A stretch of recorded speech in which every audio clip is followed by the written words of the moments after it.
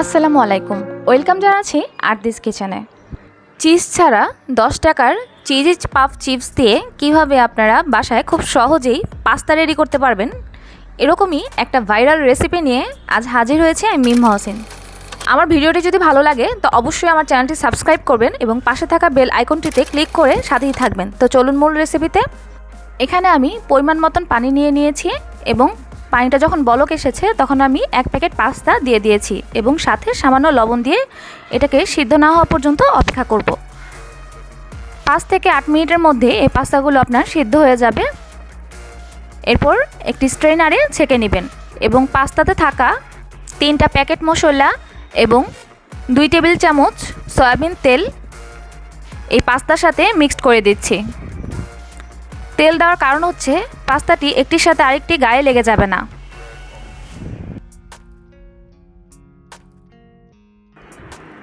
এখন আমি একটি প্যানে 4 টেবিল চামচ সয়াবিন তেল, 3 টেবিল চামচ রসুন কুচি এবং হাফ কাপ পেঁয়াজ কুচি, 2 চা চামচ চিলি ফ্লেক্স দিয়ে 1 মিনিটের মতন নেড়ে চেড়ে এখানে আমি 1 কাপ পানি অ্যাড করব।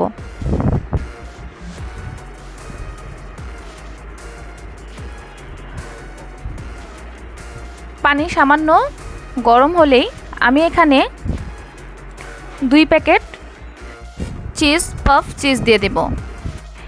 এই চিপস দিয়েই মূলত আজকে আমরা এই পাস্তাটি রান্না করব।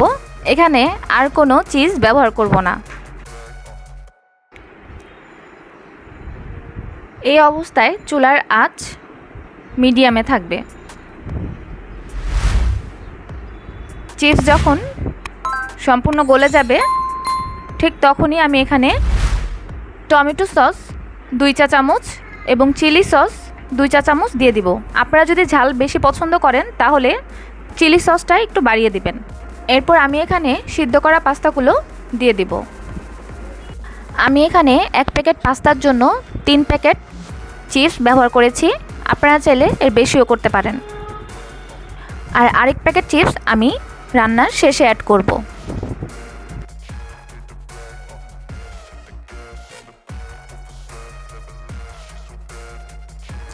এরপর আমি এখানে 1 কাপ দুধ দিয়ে দিব।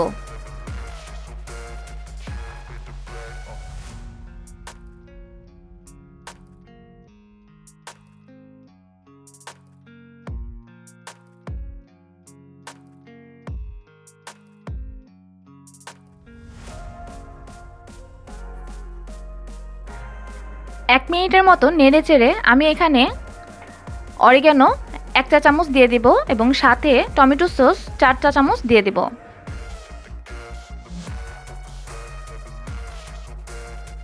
সাথে আরও 1 চা চামচ চিলি ফ্লেক্স অ্যাড করে দেব।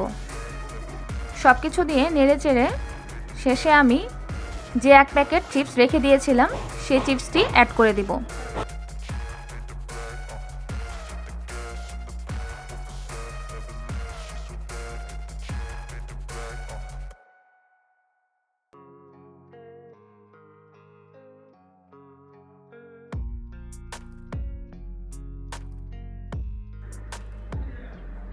পাস্তা হয়ে যাওয়ার 1 থেকে 2 মিনিট আগে যদি আপনারা এই চিপসটি ব্যবহার করেন শেষে, তাহলে আপনাদের রান্নার স্বাদ বহুগুণে বেড়ে যাবে।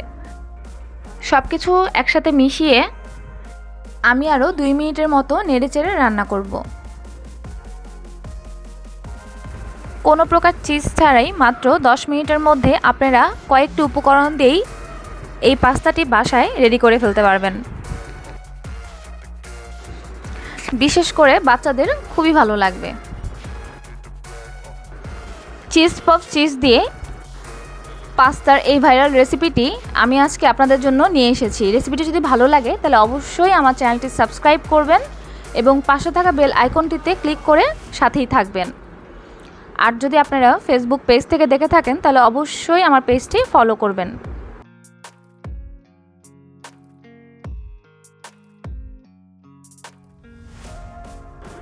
লাইক এবং কমেন্টসের মাধ্যমে সবসময় আরদিস কিচেনের সাথেই থাকবেন।